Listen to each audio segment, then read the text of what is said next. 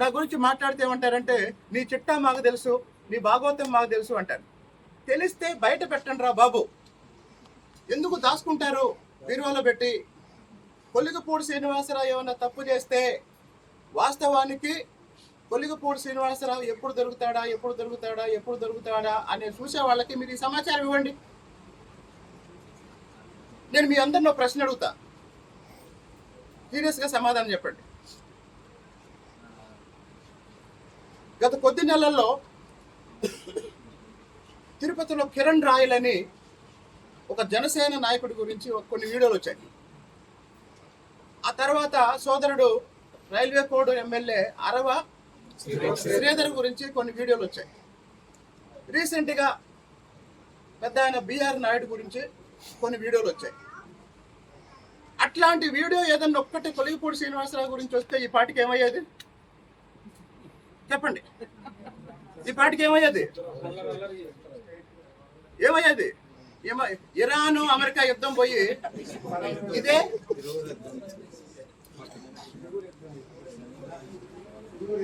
కాబట్టి కొలిగపూడి శ్రీనివాసరావుని ఎలా ఎక్స్పోజ్ చేద్దామా, ఎలా ప్రజల్లో వ్యతిరేకంగా చూపిద్దామని ప్రయత్నం చేసే వాళ్ళకి నేను అడిగేది ఏంటంటే, నేను చెప్పేది ఏంటంటే, మీ దగ్గర ఏమన్నా సమాచారం ఉంటే ఇవ్వండి.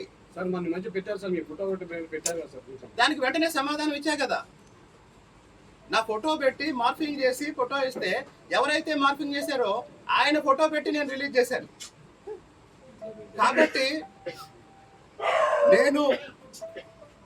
నాకు తెలిసి అసలు ఇంత ధైర్యంగా ఇంత గట్టిగా తప్పు చేసిన వాడు మాట్లాడు లేదా? సరే, మళ్ళీ అసలు విషయానికి వద్దాం.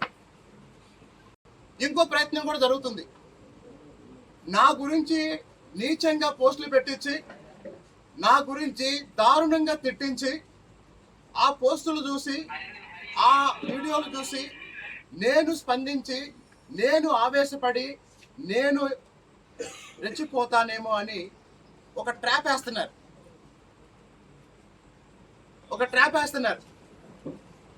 తప్పు జరిగిన చోట నేను నిలబడతా, గట్టిగా మాట్లాడతా.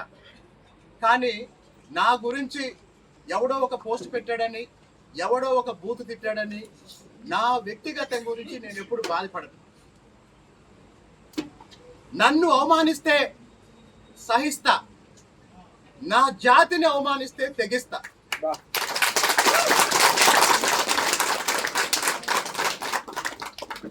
కాబట్టి తిరువూరు నియోజకవర్గం ఎస్సీ రిజర్వ్డ్ నియోజకవర్గం కావచ్చు, కానీ ఎమ్మెల్యేగా గెలిచిన తర్వాత కుల మతాలకు అతీతంగా అన్ని కులాలకి సమాన న్యాయం చేస్తూ ఎక్కువ జనాభా ఉన్న వాళ్ళకి ఎక్కువ న్యాయం చేయాలని ప్రయత్నం చేస్తుంటే అది కొంతమందికి నచ్చట్లేదు. నేను బీసీలకు ఎక్కువ పదవులు ఇవ్వాలన్నాను, అది నచ్చట్లేదు. నేను ఎస్సీలకు ఎక్కువ పదవులు ఇవ్వాలన్నాను, అది నచ్చట్లేదు. నేను కాపులకి వైశ్యులకి సమానంగా కుర్చీలు వేయాలన్నాను, అది నచ్చట్లేదు. ఇవన్నీ పార్టీకి మేలు చేసే అంశాలు, చంద్రబాబు నాయుడు గారికి మేలు చేసే అంశాలు. అలాగే ఇంతమందికి మేలు జరిగినప్పుడు సహజంగానే నాకు కూడా మేలు చేసే అంశాలు. కాబట్టి మళ్ళీ చెప్తున్నా, వ్యక్తిగత కక్షలతో, వ్యక్తిగతంగా దాడులు చేసో భయపెట్టాలనో ప్రయత్నం చేస్తే కొలిగపూడి శ్రీనివాసరావు అనే వ్యక్తి ఎవరికి భయపడ్డు, దేనికి భయపడ్డు.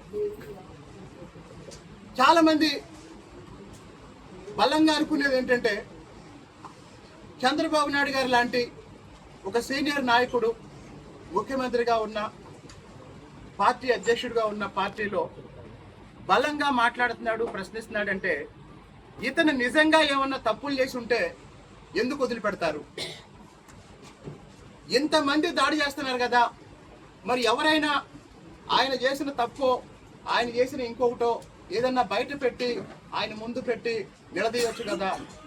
కాబట్టి నేను మళ్ళీ చెప్తున్నాను, తిరువూరు ప్రజల సమగ్రాభివృద్ధి కోసం నేను వ్యక్తిగతంగా ఎలాంటి ప్రలోభాలకు లొంగకుండా పనిచేస్తాను. ఎలాంటి దాడులకి భయపడకుండా పనిచేస్తాను. అదే సమయంలో నాతో ఉన్న కార్యకర్తలకు అందరికీ చెప్పేది ఏంటంటే, దయచేసి ఈ రాజకీయ వాతావరణంలో వ్యక్తిగతంగా ఎవరు ఎవరిని ద్వేషించొద్దు. పార్టీలో మీకు నచ్చితే కలిసి పనిచేయండి, నచ్చకపోతే మౌనంగా ఎవరి పని వాళ్ళు చేసుకోండి తప్ప ఎవరో రెచ్చగొడితే గొడవలకు పాల్పడి కేసుల్లో ఇరుక్కొని మీ జీవితాలు పాడు చేసుకోవద్దు. మొన్న ఒక ఆయన అంటున్నారంట, 2 నెలలు జైల్లో ఉన్నా పర్వాలేదు, అటాక్ చేయాల్సిందే అని.